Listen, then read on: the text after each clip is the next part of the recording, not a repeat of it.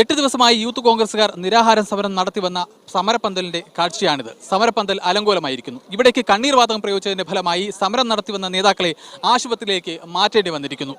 സർക്കാരുമായി സ്വാശ്രയ വിഷയത്തിൽ പ്രതിപക്ഷം നടത്തുന്ന സമരത്തിന് ഇതോടെ പുതിയ മാനം കൈവന്നിരിക്കുകയാണ്. ശാന്തമായി തുടങ്ങിയ യൂത്ത് കോൺഗ്രസ് മാർച്ച് കല്ലേറിനെ തുടർന്നാണ് സംഘർഷത്തിന് വഴിമാറിയത്.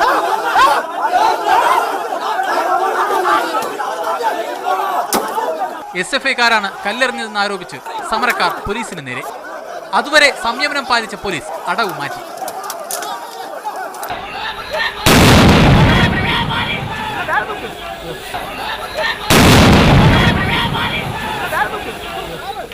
കണ്ണീർ വാതകം KPCC അധ്യക്ഷൻ VM സുധീരൻ ഉൾപ്പെടെ നിന്നിരുന്ന സമരപന്തലിലേക്ക്.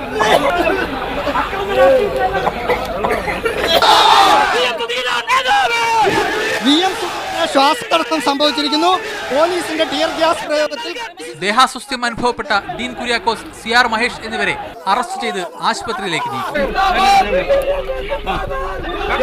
യൂത്ത് കോൺഗ്രസ് തുടങ്ങിയ സമരം UDF ഏറ്റെടുക്കുകയാണ്. വരും ദിവസങ്ങളിലും സമാന സാഹചര്യം തന്നെയായിരിക്കും സെക്രട്ടേറിയറ്റിന് മുന്നിൽ ഉണ്ടാവുക. അനിരുദ്ധൻ വെള്ളൂരിനും ഉണ്ണി പാലാഴിക്കും മനോജ് PL നുമൊപ്പം റഹീസ് റഷീദ്, മീഡിയ 1 തിരുവനന്തപുരം.